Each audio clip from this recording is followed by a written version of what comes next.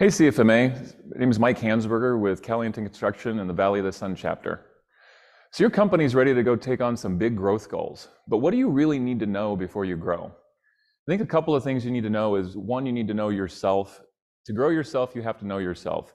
You need to know what work you really do excellently. Knowing you do something and thinking you do something excellently are two different things. You should know that you have an accountability system in place and that you're being able to hold people accountable and wave yellow flags when they need to be waved. You also need to know how you manage. Is your management centralized or is it more distributed? Growth is going to eventually need to have distributed management. So start teaching your younger tier and your lower tier managers how to manage. You also need to know your capacity. What's your financial capacity? What's the capacity of your staff? Are your partners on board with you, your bank and bonding and insurance company? Do they think they have the capacity to go with you on this journey? Once you know a little bit about yourself, you also need to know the environment that you're going to be working in.